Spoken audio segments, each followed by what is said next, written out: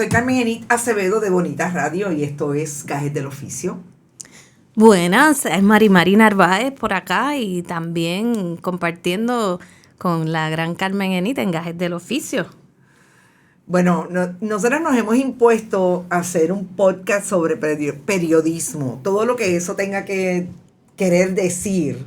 Estamos aquí tratando de manejar la reflexión más crítica, quiénes somos, dónde estamos, cómo lo hemos hecho, cuáles han sido nuestros retos en esta profesión que ustedes se gozan y que a veces nosotros sufrimos. Es literal. Y pues nos juntamos, Mari Kilómetro Cero, una organización que hace un trabajo hacia lo que todos y todas deberíamos estar muy pendientes, que tiene que ver con la seguridad del país y cómo el Estado la procura y cuáles son esos elementos súper importantes que desde la democracia debemos estar hablando. Kilómetro Cero los trabaja. Y pues nos juntamos para esto, Mari. Se supone que aquí tú me vas a entrevistar hoy porque pues lo primero es decir dónde estamos. Que teníamos eso pendiente desde hace un montón de tiempo, así es que cierto. Por fin se nos está dando, ¿verdad? Teníamos pendiente que yo quería hablar de esto contigo en un podcast, pero ahora ella se inventó su propio podcast. Así que aquí estamos. Mira, Carmen Enit, pero ¿en qué pensaste inicialmente para hacer Gajes del Oficio? ¿Qué era lo más que te irritaba, digamos, que te llevó a querer hacer esto? Pues mira, yo creo que lo que me irrita todavía, ¿verdad? Es que nosotros estamos en un país en que cada vez más la información es súper importante para desarrollar nuestro proyecto democrático, si lo queremos decir así.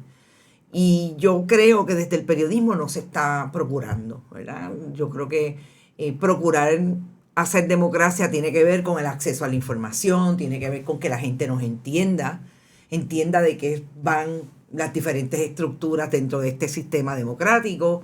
Esa conversación me parece que se ha quedado desde como decimos los periodistas, él dijo, él manifestó y él informó, y no hay reflexión de cómo lo estamos haciendo. En un momento importante en que la noticia, tú sabes que también hemos sido nosotros desde el punto de vista de dónde estamos informando y trayendo esa información. Así que por ahí empezó esa curiosidad que siempre le he tenido. Yo nunca he sido una persona de no decir lo que pienso y lo que creo. Estamos claros. ¿Verdad? Estamos claros. Estamos claros. Así es que eso empezó por ahí hace ya un tiempo. Bonita Radio, pues tú sabes que ha tenido pues sus retos de traer otros colegas. Cuando yo he preguntado, mira, vamos a hacer esto, como que hay cierta resistencia. Y yo dije, pues lo que nos hace falta es traer como que todos esos periodistas que están por ahí en medios tradicionales, en medios que no lo son, para conversar tranquilamente de lo que nosotros estamos haciendo y cómo estamos tratando de cumplir con esa función que se supone que cumplamos, que es de traer la información al país. Por ahí, más o menos. Muy bien, muy bien. Pues yo pienso que, fíjate, yo quería tomar esta oportunidad, ¿verdad? Como para conocerte un poco mejor como periodista en términos de tu historial. Yo te conocí a ti como periodista de medios comerciales, ¿verdad? Claro. De los periódicos de récord. Yo creo que tú estuviste en todos, ¿no? O por lo menos en El Nuevo Día, en El Vocero, sí, que son los principales. Y recuerdo desde hace 20 y pico de años que yo llevo, ¿verdad? Que me inicié como periodista, recuerdo sobre todo tus investigaciones. O sea, siempre te identifiqué como una periodista de investigaciones profundas, de corrupción, de seguridad pública, sí, de violencia, de muchos temas, de política. Pero vamos a echar un poquito para atrás. ¿Cómo no? Vamos atrás. ¿Cómo fue que cómo te entró a ti el gusano del periodismo y cuándo? Mira, yo tenía 14 años. Yo siempre me expuse mucho a leer porque tenía una familia, ciertos miembros de la familia que me traían por esa línea. Así es que yo bien temprano leía. Mi abuela era una lectora voraz. Así que por ahí empezó como la curiosidad de escribir, ¿verdad? Fue más o menos, yo creo que ahí se situó lo que más tarde se dio como, sí, yo puedo ser periodista, yo puedo escribir, ¿verdad? Como que yo en aquel momento sabía que escribir grandes documentos y grandes historias y quizás desde la ficción, pues era como inalcanzable a los 14 años. Pero yo podía, a los 16, que yo salí de de la escuela superior bien temprano, yo podía estudiar periodismo. Eso era una posibilidad. Eso estaba ahí. Yo escribí un cuento bien interesante que ahora voy atrás y me doy cuenta que es lo que está pasando ahora mismo en el siglo XXI en nuestro país. Y era un cuento sobre el desplazamiento de las viviendas. Y ese cuento ganó premio en la escuela. En aquel momento, como tú sabes, yo soy de Country Club. Yo me crié en Carolina, entre sí, Carolina y San Juan. Ella se asegura de recordarnos eso. No. Eso. En medio de tu análisis siempre está esa referencia. Sí, porque, aunque yo pensaba que tú eras de Roosevelt, pero también eres de Roosevelt. Bueno, no, yo no soy de Roosevelt. Yo llegué posteriormente, aquí, ya de adulta. Sí, yo llegué de aquí. ¿Pero de eres adulta. de aquí? Bueno, pero ahora mismo soy de aquí, o sea, no, country es country y lo demás es Sabana Abajo y Roosevelt y Plaza es Plaza. Pero tenía claro, sí, lo de country porque yo te he escuchado muchas veces decirlo. Ok, bueno, pues en la escuela Antonio Sarriera, esa maestra que era Mrs. Cardona, como olvidarla, hizo ese certamen de cuentos. Y yo escribí ese cuento que se llamaba El sueño de Don Moncho. Son cosas que jamás voy a olvidar. Y Mrs. Cardona tenía un problemita conmigo. Y era que yo era muy contestataria, a los 14 años que tenía. Era independentista, me identificaba como tal a los 14 años. Y ella era estadista y de Carlos Romero Barceló. A rayos. Así que Mrs. Cardona no me dio el primer premio, cuando el jurado supuestamente había votado con que ese era el primer premio. Pues ya tú sabes la rebeldía que a mí me entró, la crisis. Y a partir de ese momento yo dije, yo voy a escribir lo que yo tengo en la cabeza, ¿verdad? O lo que yo pueda desarrollar con las ideas de niña, ¿verdad? Esto lo estoy trayendo con otro vocabulario aquí en aquel momento. Y yo quiero hacer esto. Y por ahí empezó a picarme el gusano de que la posibilidad era llegar a ser periodista y escribir para un lugar donde otro me podía leer el producto de mi escritura en ese momento.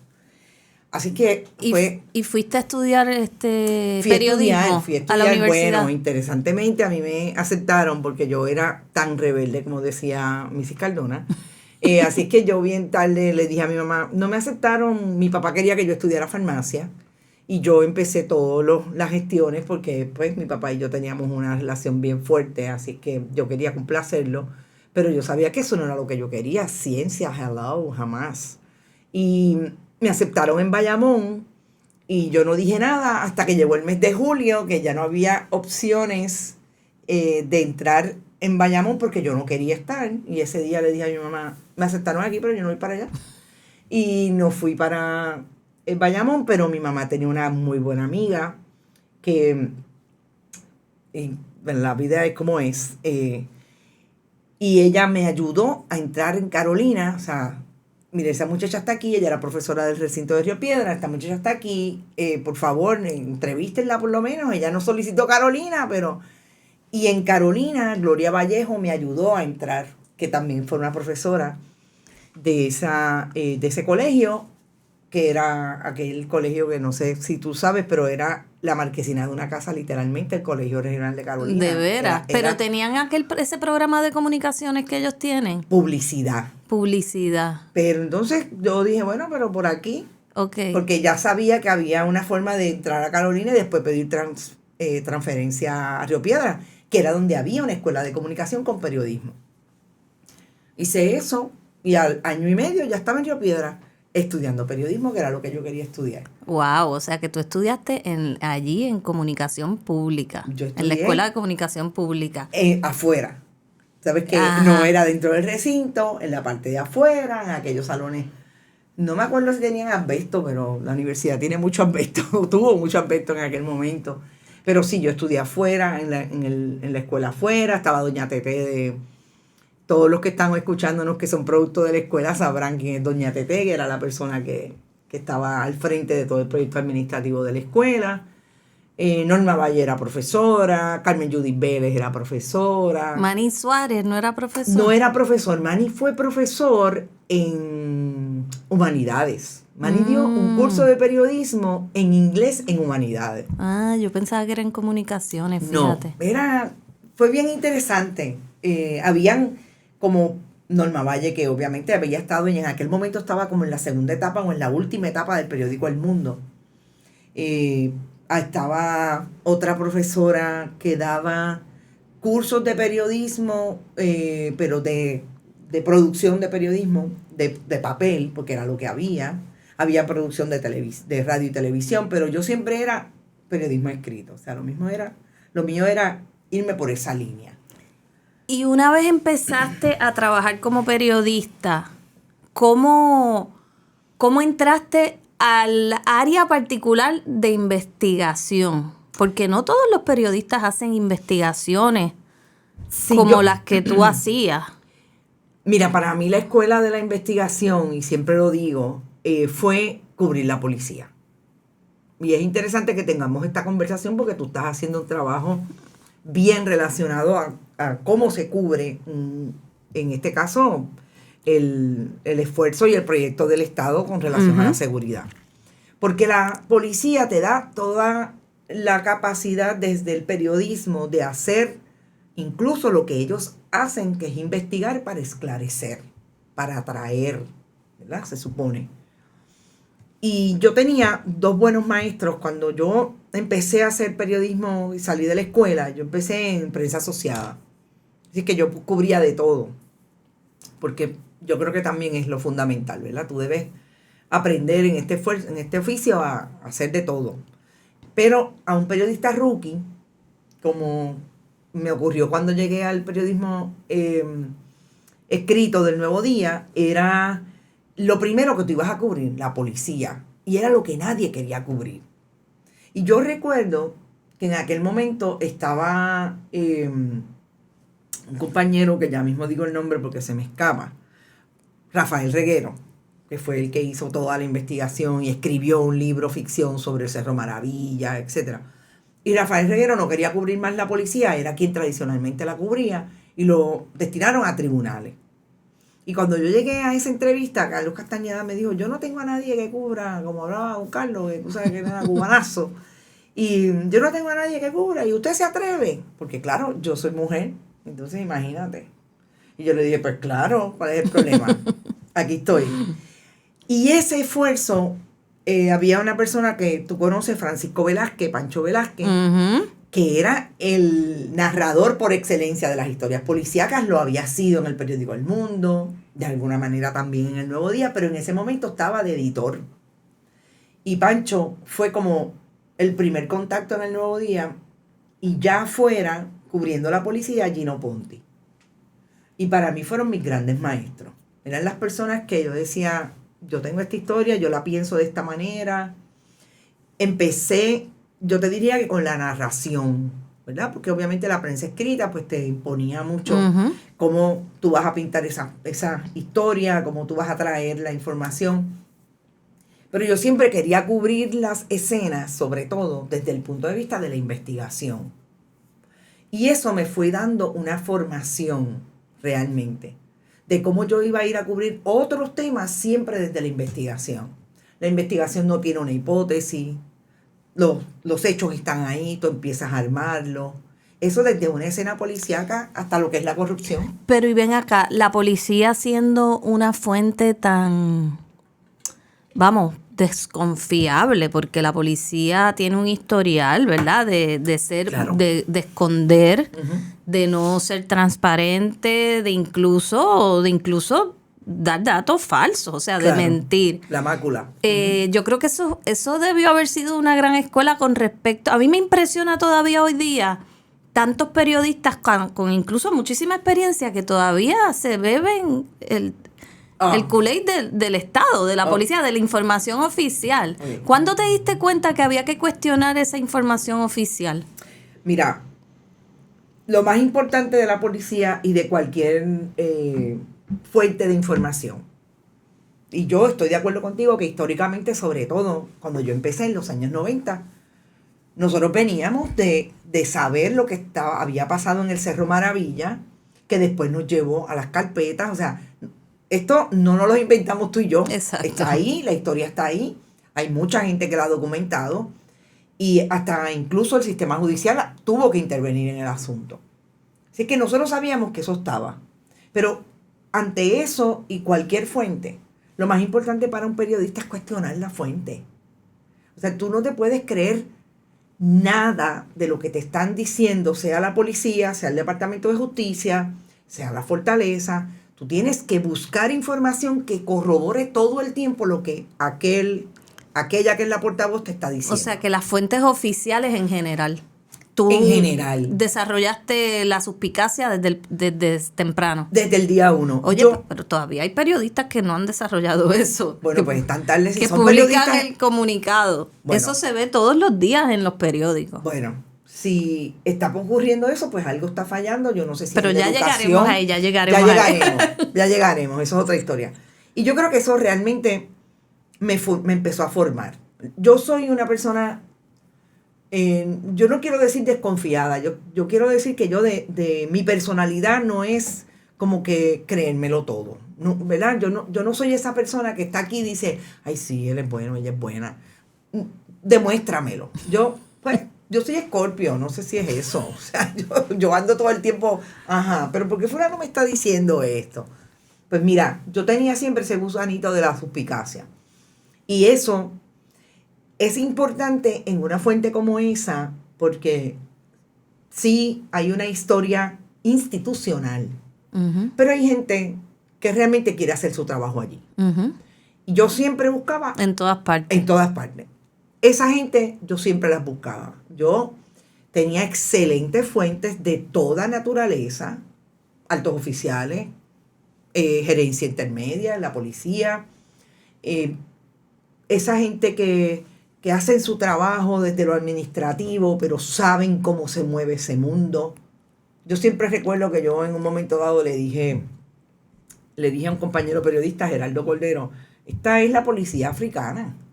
Esta es la policía para mí es un país en desarrollo. O sea, aquello es realmente un mundo bien de rompecabezas. Y aquí hay una gente que hace las cosas bien y hay otra gente que no las ha hecho bien y está ese entuerto del esconder. Pero en todo eso yo creo que yo logré tener y desarrollé fuentes bien buenas. Así que siempre yo tenía la crisis con la oficialidad. Eran tiempos en que aquí había realmente una policía que le respondía al comandante en jefe, en el caso de que eran hombres, al gobernador. Pero había siempre una relación de conversación con los periodistas. No existe lo que existe ahora, que el comisionado de la policía no te contesta una llamada. No, aquí había, realmente no, usted le tiene que contestar y había esa relación. Así que yo me desarrollé ahí, empecé a buscar la manera de hacer buenas investigaciones, las hice en la policía, por lo menos investigaciones que el periódico decía, pues esto se puede publicar. Y de ahí salía otra área que me pareció fascinante, que también me formó para investigar, que son los tribunales, que es la lectura de lo que está en el récord público, ese registro, que si tú lo vas a cubrir, como tú dices, pues fulano le dijo, pero no haces el análisis realmente de lo que está trayendo una teoría fiscal para, en el caso de un caso penal, para contrarrestarlo con lo que trae la defensa, pues nunca vas a ver el juicio. Y eso, súper importante. Y en esa cobertura, yo me encontré con un juez que está vivo, no voy a decir su nombre, que un día me dijo, era una fuente bien importante para mí en aquel momento, me dijo, yo le estoy dando esta información porque a mí me interesa que esto salga. Y en esa conversación yo le dije, yo siempre he sabido, pero obviamente él me lo catapultó, que siempre que alguien te da información, tiene un interés particular para que eso salga. Pues tu trabajo es intervenir con ese interés y ver de qué manera es o no es importante. Si es legítimo. Si es legítimo, si no es Si hacerle es daño al ético. otro Ujú. o a la otra. O sea, y ahí es que tú te vas formando, tú vas estableciendo una ética del trabajo, sobre todo en el área de investigación, que tú sabes que tú puedes sacar informaciones y te puedo dar ejemplos que realmente le digan a la gente, no trabajas más ahí. O sea, y para nosotros es importante hacer nuestro trabajo de esa manera, por lo menos para mí. ¿Y qué fue lo que pasó en un momento dado, verdad? Porque yo creo que este proyecto de Bonita es pionero, ¿verdad? En esto del periodismo digital, es pionero. En el periodismo independiente también lo es en esta era, ¿verdad? Porque aunque ha habido periodismo independiente antes, pero este fue un ejercicio de tú sola como periodista, no como empresaria. Sí, porque eso no lo soy. Porque y antes menos, cuando fundaste Bonita lo eras menos, ahora claro. algo habrás aprendido, ¿verdad? Claro, claro. Pero en aquel momento de tú sola, o sea, ahora tú ves que periodistas hacen, que surgen periodistas que de repente son independientes, pero eso no era nada de fácil. Incluso, por ejemplo, pensar en el periódico Claridad. Claridad tenía una estructura. Claro. Tenía una estructura de un partido político, de un movimiento. Después se fue quedando huérfano, ¿verdad? Y entró en una etapa de precariedad. Pero lo que quiero decir es que eso de zumbarse sola a montar un medio de comunicación, no a dar noticias por el internet, no era, ¿verdad? Yo creo que eso fue bien revolucionario en un momento dado. Cuando tú iniciaste, de hecho, todos pensábamos que estabas un poco loca, ¿verdad? Porque y que te ibas a morir de hambre. Y a mí me gustaría saber un poquito antes de eso, ¿qué fue lo que pasó que tú decidiste tomar esta vía? Tú siendo una periodista que si bien, pues, ¿verdad? No sé qué pasaría en el periódico último que trabajaste, pero tú tenías siempre posibilidades porque eras una de las pocas periodistas investigativas que había en este país. Mira, ¿qué te pasó con esos medios y qué te impulsó a fundar Bonita Radio? Mira, lo primero que pasó con esos medios es que obviamente la internet vino a dar un golpe bien grande al modelo económico de los medios tradicionales. Quiere decir que había un reto ahí de cómo ellos poder seguir viviendo de una fórmula que había sido exitosa no solamente en Puerto Rico, en el mundo entero. Existían solamente la radio, la prensa escrita y la televisión, y de ahí pues obviamente el otro medio que es tradicional que sería el cine, pero que donde la gente consume información periodística, pues estaban siendo súper exitosos y lo eran por una fórmula de venta de anuncios, etcétera, etcétera, que no estaba impactada por nada. Eso se viene abajo y empieza a verse, no en Puerto Rico nada más, insisto, en el mundo entero, cuando viene un esfuerzo como la internet, que hay una disponibilidad de información de otras fuentes que no necesariamente tienen los números en términos de esos anuncios para mantener un proyecto, una producción de un medio tradicional. Yo empecé a ver que eso se iba a impactar desde ahí. Y recordemos que yo estaba en aquel momento en el periódico El Nuevo Día cuando empezaron con Endy, ¿verdad? Ellos fueron los primeros que trajeron esas plataformas.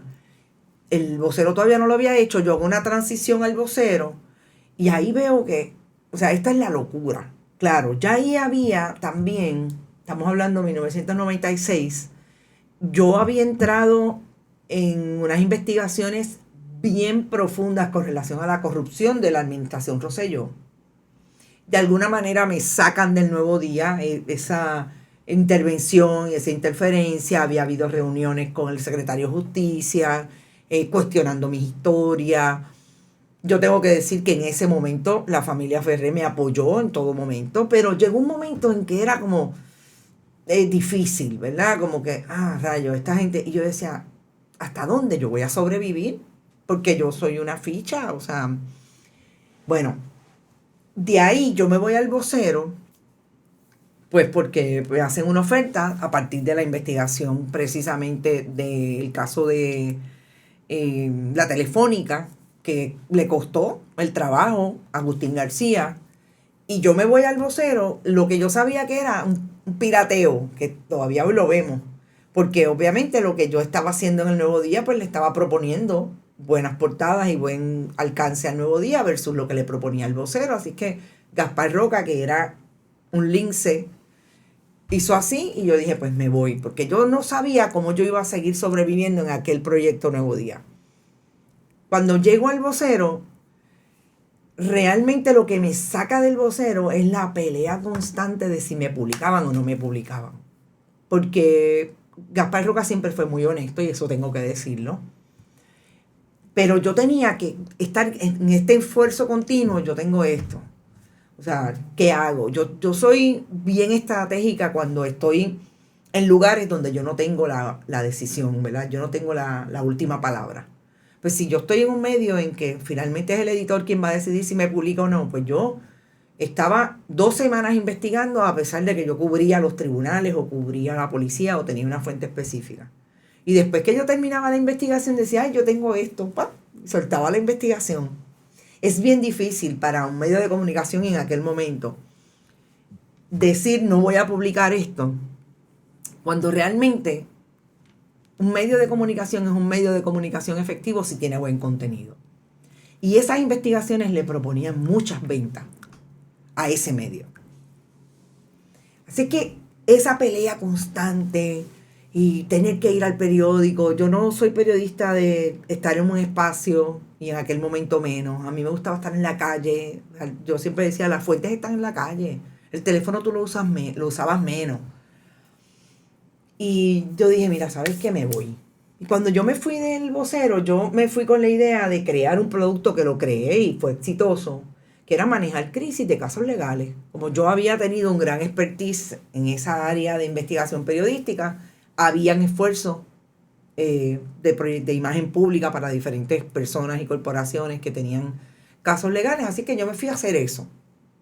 Pero en un momento empecé a hacer radio con diferentes personas, entre ellas Delvi Grisel Ortiz en Boricua 740, y de Boricua 740 pues salimos todos en aquel momento, y Delvi y yo hablamos de esta posibilidad. ¿Por qué? Porque yo hacía algo estando en la radio tradicional que era, en aquel momento que existían bien pocas aplicaciones, todo lo que llevábamos a la radio tradicional lo traíamos a aplicaciones de Facebook, que eran tan viejas como Post Arroz, o sea, eran cosas bien que tú tenías que hacer, como ir a Juncos y volver a San Juan y volver a Humacao para poder traerlas a las redes. Y yo empecé a hacer eso. Me quedaba, después que hacíamos el programa, editaba y decía, contra esto, porque la internet ya estaba cogiendo impulso. Pero yo sabía que esto no iba a ser rápido, porque si en Estados Unidos y en Alemania se tardan 5 años, en Puerto Rico se tardan 15. El consumidor de Puerto Rico es un consumidor bien lento de cambiar dinámica. Y obviamente el consumo de la información era medios tradicionales. Cuando yo me di cuenta que esto era una posibilidad a largo plazo, yo dije, caramba, ¿por qué no hacemos esto? Habían otras personas, en un momento dado pues había que crear una estructura, y yo siempre pensé que debía ser una estructura de medio de comunicación, porque a mí nunca me ha convencido lo que ahora se llama influencer. Yo no he creído que la imagen mía es la que tiene que percolar en el medio de comunicación para vender información. Yo creo que el producto es lo que yo hago, pero no es mi cara, no es mi voz. Para mí eso estaba descartado. Así que yo tenía que traer un producto donde realmente hubieran, además de mí, diferentes personas con información, etcétera. Claro, como yo sabía que económicamente no iba a poder volar el proyecto, pues yo tenía que seguir haciendo mi producto para generar dinero y pagar la casa y pagar las cosas. ¿Qué era cuál? Ese producto de manejo de crisis. De manejo de crisis, ok. Que yo hacía con casos legales, básicamente. Así pero que, eso no es público, eso era acá tú con tus clientes. No, yo era ya con mis clientes. Era como una asesora. Exacto. Y lo único que hacía en Bonita Radio, como se creó, era un programa que se llamaba Hoy el Punto Eres Tú, que todavía lo tenemos, que era 2 personas más, en aquel momento eran Naima Rivera Lacén y Osvaldo Burgos, y hacíamos un programa en que nos reíamos de todo y traíamos información y análisis, pero a veces desde la risa y medio en serio y medio en broma. Era lo único que yo hacía. Yo tengo que decir, porque él lo ha dicho en diferentes ocasiones, que el podcast de Luis Herrero empezó aquí, en Bonita Radio, cuando, como tú dices, la gente decía, está loca, ¿qué está haciendo? Bueno, es que tú misma, tú misma tenías ahí Sí. como tu nivel grande también de incertidumbre. Pero, Y yo me claro. acuerdo que no tenías tampoco capital No. para fundar esto ni nada. Bueno, o sea, que lo hicimos con computadoras recicladas. Y esto era como bien oscuro. Incluso un joven de la Escuela de Comunicaciones del Departamento de Educación me ayudó. O sea, esto era una locura, en efecto. y tú pensaste en multimedios desde entonces, porque tú le pusiste Bonita Radio, pero era una radio digital ya. Pero era una radio digital. Mira, siempre he pensado si cometí un error. Realmente, el nombre llega porque en algún momento dijimos la información, como la gente conoce a las noticias, siempre es como que supuestamente lo negativo. Y caramba, no, vamos a buscar la forma en que sea una radio que podamos hablar de muchas cosas, que no sea desde el punto de vista negativo nada más, pero también importante porque yo siempre he dicho que yo soy la más bonita y eso tiene una historia personal. Entonces yo dije, pues vamos a ponerle Bonita Radio y se quedó Bonita Radio. En aquel momento, como tú dices, la incertidumbre era grande y yo sabía que esto no iba a despegar porque no es fácil. Primero que yo nunca he sido empresaria, nunca, o sea, al día de hoy no creo que he aprendido algunas cosas, pero no lo soy. Por eso es que aquí hay una persona de ventas ahora, por eso es que hay una persona que administra, porque eso no es lo mío. Pero obviamente yo no podía contratar a nadie. Aquí todo el mundo tenía que venir a traer su producto y a creer en el proyecto. Sí. Y siempre le decía a todo el mundo, recuerden que esto no es ahora. Esto cuando explote vamos a ganar, pero ahora no. Y ven acá, algo que me intriga mucho. A partir de la creación de Bonita Radio, donde tú has continuado, o sea, tú sigues haciendo investigación todo el tiempo. Y has incorporado el análisis y tienes como una especie de... Es como un formato propio, es un casi un género periodístico tuyo. Sí, orgánico. Que me gusta mucho, de hecho, ¿verdad? Que es esa mezcla de por video, por radio, por redes sociales, el comentario, el análisis, la cercanía con las personas Con que los te internautas, escuchan, pero hay mucha investigación ahí, que yo sé que todavía haces mucha investigación. ¿Cómo ha cambiado para ti el ejercicio periodístico desde que estás aquí en esta plataforma, digamos, de independencia? ¿Cómo se hace un periodismo desde la independencia? Mira, yo creo que hay que tener, siempre he creído que tenemos que tener mucho empuje. O sea, aquí hay mucho trabajo. O sea, aquí no hay horas de tú pensar, no voy a hacer nada, porque de verdad, aunque yo esté frente a la playa, si yo tengo mi celular y mi compañera me dice, ¿tú crees que puedes? ¿Sabes qué? Dame 2 segundos. 2 segundos. Porque realmente esto es bien demandante. Tienes que hacer muchas cosas. Yo siempre he sido bastante multitasking, por personalidad, por lo que sea. Desarrollé eso bien temprano en la vida. Eso te ayuda en este momento de hacer este tipo de proyectos mucho. Porque tú puedes estar aquí y a veces el mismo Víctor me dice, mira, yo no sé cómo tú puedes, pero tú estás aquí mirando y me dices, no, esa no es la imagen. Pues todo eso es importante. Pero lo más importante es que tú sepas que lo que tú finalmente quieres producir es un contenido bien profundo, de mucha calidad, y que le llegue a una gente y que la gente te pueda decir por qué le está llegando o por qué no le está llegando, te equivocaste, que pueda haber esa interacción. Obviamente cuando tú tienes una personalidad de que tú quieres controlar tu contenido, tú no quieres que alguien te diga, ¿sabes qué? Eso no lo puedes publicar. Pues eso es bien importante porque tú tienes que tener espacios como este, que tú te vas a convencer. Yo dejo de publicar cosas, no es que uno no deje de publicar, Pero es que porque yo estoy convencida de que esto que yo tengo ante mí no es una buena pieza, no es una buena investigación, le falta aquí, le falta allá. Una hace eso porque es que una quiere finalmente que sea un contenido buenísimo y que tenga impacto. Pero no porque nadie me dijo, eso no lo puedes publicar porque es que tenemos a fulano que está diciendo que esa historia le hace daño. No. Y todos los periodistas tenemos que manejar también a veces la más difícil de las censuras, que es la propia, ¿verdad? La autocensura. Definitivamente, y la autocensura es legítima. Hay que traerla en unos momentos. Yo creo que es como cuando tú hablas. Yo aquí a veces digo que la lengua se me convierta en chicharrón. No lo voy a decir.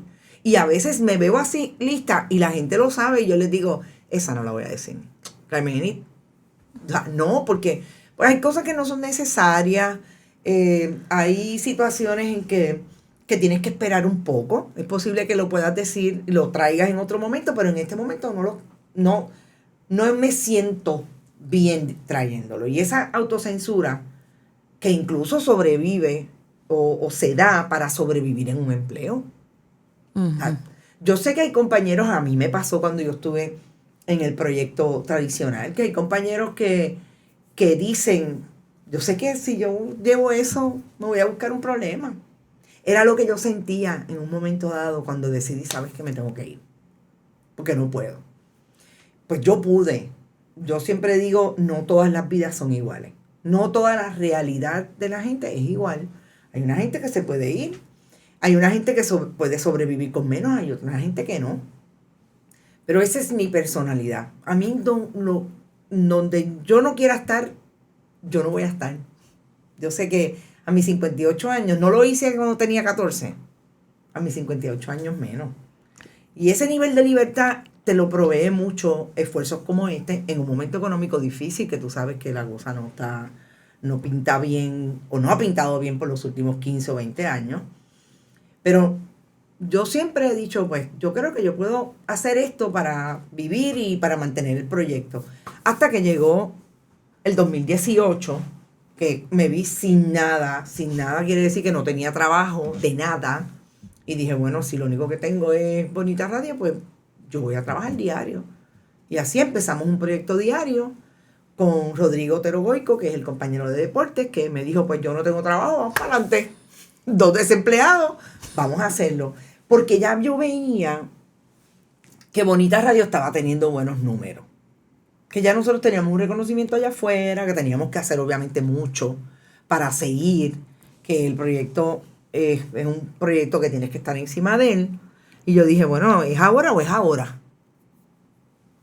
Y eso yo creo que nos ha dado mucha oportunidad de que el proyecto permanezca con buen contenido y con la insistencia de que nosotros no somos un diario, ¿verdad? Yo no quiero cubrir la noticia diaria como la cubren los otros medios, cada cual en su espacio, pero sí la investigación para mí es súper importante, que yo creo que los medios tradicionales la han dejado de alguna manera,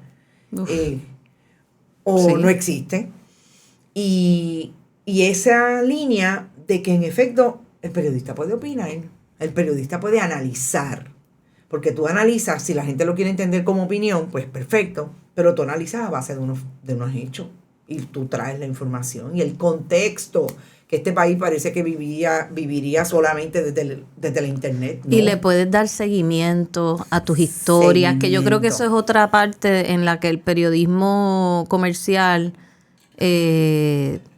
cojea mucho, ¿no? Uh-huh. Adolece mucho de esa capacidad de darle seguimiento a una buena historia. A veces con bombos y platillos, ¿verdad? Hacen unas coberturas cuando, según el estado anímico de la población, cuando a la gente le da por una historia, eso es esa historia, pero esa historia desaparece. Exacto. Eventualmente. Y como dejó de estar en la palestra pública, el medio, que es el que se supone que le dé seguimiento, como que tiende a olvidarlo. Y son historias importantísimas, ¿no? Y bueno, o sea, ¿verdad? Yo sé que vamos a tener aquí un montón de temas de los cuales vamos a poder hablar, pero digamos que para ir cerrando, ¿verdad? Esta entrevista, yo sé que tú hablas mucho sobre periodismo en tus intervenciones en Bonita Radio, y sé que tienes muchas preocupaciones y por eso sobre gajes del oficio. Hay preocupaciones acerca de quién es periodista o no es periodista, quién está haciendo un trabajo realmente periodístico o quién está haciendo un trabajo de entretenimiento. Incluso también lo hay con respecto a quienes están haciendo trabajo de publicidad dentro del periodismo. O sea, hay muchas preocupaciones. También hay preocupaciones, por ejemplo, eso es un tema, ¿verdad? Definir qué es qué, porque eso está súper mezclado ante las audiencias, ¿verdad? Mucha gente no sabe que cuando tú estás entrevistando a un señor es porque ese señor pagó por esa entrevista. Claro. Digo, no en el caso tuyo. Claro. Pero en el caso de la radio, la radio comercial. Pero, por ejemplo, también hay unas fallas periodísticas que son más bien como una especie de... Yo creo que era el mismo García Márquez, decía que los periodistas, uno de los problemas más grandes eran, él le llamaba, era las violaciones éticas, eran por chambonería y por falta de oficio, o sea, por vagancia. Que él decía como que ni siquiera son conscientes, son errores de buena fe, pero ahí la mala fe es ser periodista sin estar informado. Esa es la mala fe. Es ser periodista sin estar informado. Entonces, yo quisiera que te he presentado varios problemas que yo sé que tú has abordado en tus análisis para que podamos hacer, mira, un bocadillo de lo que podemos esperar, ¿verdad? De este podcast en los próximos episodios, de qué tipo de asuntos en específico podemos abordar. Mira, yo quiero empezar por esa línea de quién es o no es periodista. Yo pienso que las audiencias, lo que es más importante establecer en ellas es el pensamiento crítico para establecer quién te está hablando y desde dónde te está hablando. Yo voy a dar un ejemplo bien claro y voy a utilizar a dos personas que están ahora mismo trayendo información. Uno que está en un medio tradicional como Jay Fonseca, y en el caso de una persona que se convierte en su interlocutora, que es Joan Rodríguez Bebe. Lo último que ha hecho Joan Rodríguez Bebe en el esfuerzo de eliminar toda posibilidad de que haya un Estado de Derecho que valga la redundancia, atienda el problema de inequidad y de derechos que tienen las mujeres, ella trajo unos ejemplos hipotéticos a la vista de la confirmación de Vilmaris Rivera como procuradora. Ella le hacía preguntas hipotéticas y ella pretendía que la nominada se la contestara con un sí y un no. Cuando Jay hace una intervención en sus redes sociales sobre ese asunto, dice que la nominada no puede contestar con contundencia las preguntas que le estaba haciendo la senadora. Un poco más enredado, pero básicamente era eso. Cuando yo vi eso, yo dije, por eso es que esto no puede ser información de un periodista bona fide, porque primero que Jay Fonseca no lo es, y segundo, que lo que está trayendo es igual de hipotético o peor que lo que está trayendo Joan Rodríguez Bebe. Para nosotros, para mí como periodista, publicar una nota de esa vista, yo tengo que decir que la pregunta es hipotética, tengo que establecer desde dónde está hablando Joan Rodríguez Bebe, para que la gente tenga claro, porque la gente no está en la vista.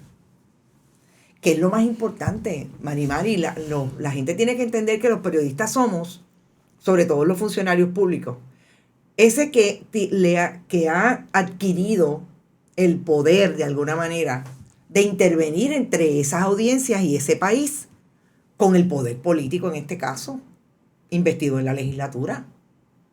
para yo poderle dar información a la gente, yo tengo que ser lo más claro posible, pero sobre todo honesto con la información y honesta con la información que le estoy llevando.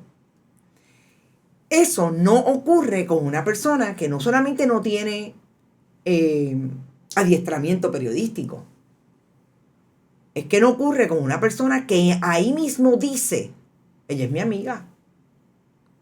Y yo estoy hablando de mi amiga. Yo sería incapaz de traer aquí, y de hecho puedo poner un ejemplo de la gente que ahora mismo están. No, yo voy a hacer este análisis porque fulana es mi amiga. No. Él dijo eso. Y bueno, él lo dijo en el programa, por pero ejemplo. él se considera periodista. Yo pienso que sí, ¿verdad? Bueno, él a veces ha dicho que sí, pero otras veces ha dicho que no. A mí me confunde, pero él un poco lo ha dicho. Creo que más últimamente es como que se distancia.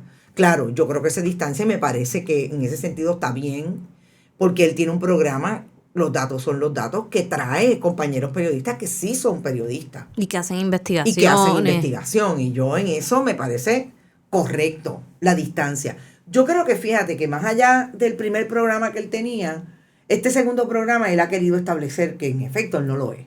Pues está perfecto, pero entonces no le quieras vender a la gente que tú traes información y que tú la presentas como si fuera periodística, porque no es. Y no sabemos si él estudió periodismo. No, entiendo que no, y de hecho él estudió Derecho y es abogado. Pero eso uno lo estudia después de hacer un bachillerato. Sí, pero no sé en qué su bachillerato, no, entiendo que no estudió comunicación. Ok, es interesante el modelo, digamos, de Jay Fonseca, me parece, porque es tan difícil descifrar qué es entretenimiento y qué puede ser investigación periodística en las cosas que él presenta, ¿verdad? Bueno, que él presenta, yo sí. O sus productores o quien sea. Yo realmente creo que me refiero, por ejemplo, a radio, cuando él habla por radio. Ah, no, pero en radio yo no creo que él tenga, fíjate que eso es un producto diferente. Yo no creo que él tenga periodistas ahí, yo creo que es él. Es él, a eso me refiero. Es él. Y yo creo que ahí es donde está lo que tú dices, quién es y quién no es. Pero es que yo creo que el mismo mercado trató de confundir a la gente para poder colar sus productos de otra manera, de establecer quién es periodista y quién no es periodista, porque yo sé de gente que dice, no, pero fulano es periodista. No lo es. O sea, y esa misma estructura de medios de comunicación tradicionales que se vieron apretados, que no tenían capacidad económica por lo que estaba pasando con la internet, el impacto, etcétera.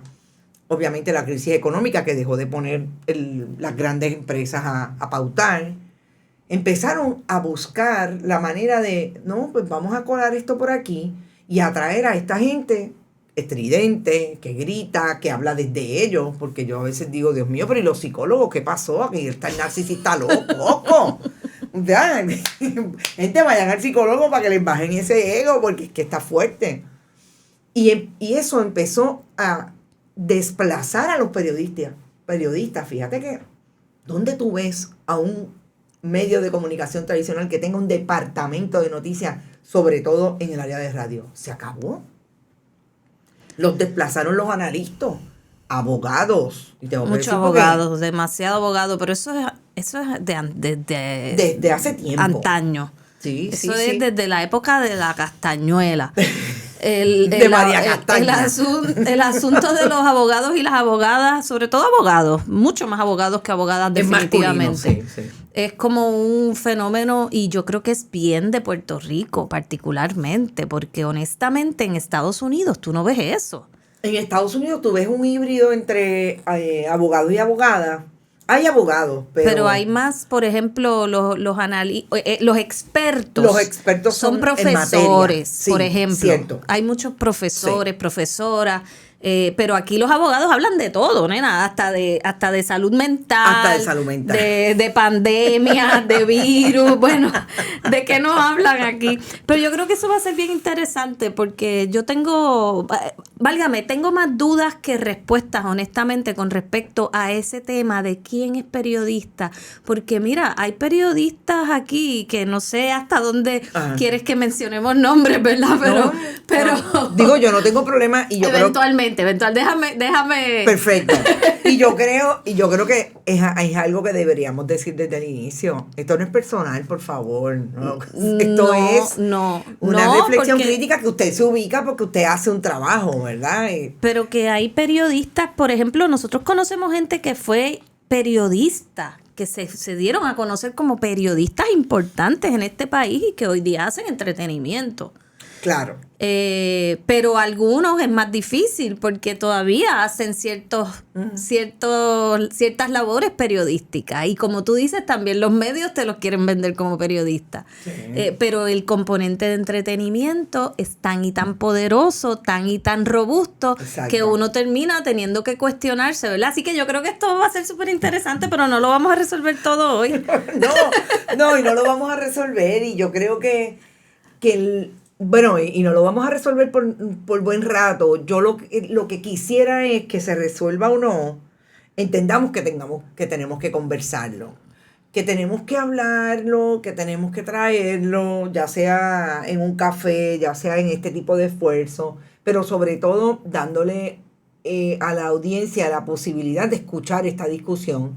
Es como si ahora mismo los médicos dijeran que no hay un problema de salud pública en el país. Claro que hay un problema de salud pública y que ellos son parte de la salud pública. Pues si hay un problema de cómo el país está recibiendo información, pues los periodistas somos parte de la ecuación porque precisamente eso es lo que nosotros hacemos. Completamente. Nosotros somos en gran medida esos medios que nosotros consumimos. O sea, se convierten...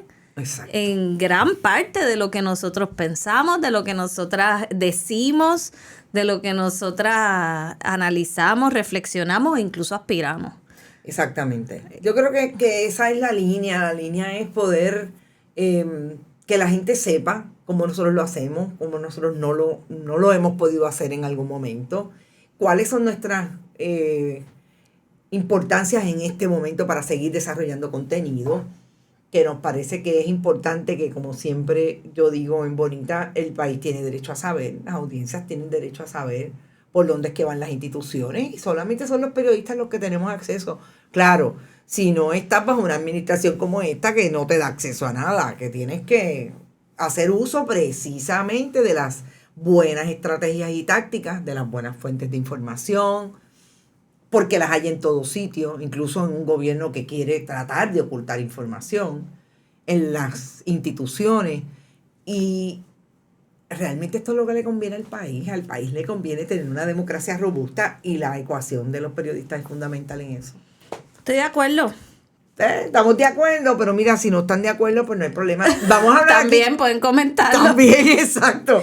Nosotros vamos a hablar con mucha gente aquí, que es lo bueno. Sí, estoy bien entusiasmada con eso. Tenemos una lista. La lista es como para 3 años. La lista nos garantiza la vida por los próximos, por lo menos 5 años. O sea, no nos puede pasar nada de aquí a allá porque tenemos gente con velocidad que queremos entrevistar y muchos asuntos de los que tenemos que hablar y dudas que aclarar y cosas que decir. Y yo quiero terminar este podcast diciendo que la próxima entrevista es para ti.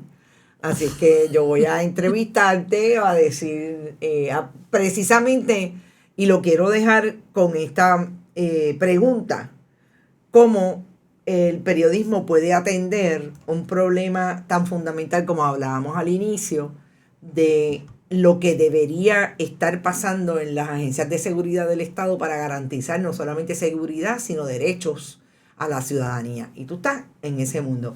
Así que mira, nos vemos. Disfruten de la musiquita. La musiquita, tenemos un intro y un outro que es una música caribeña, así como con mucho...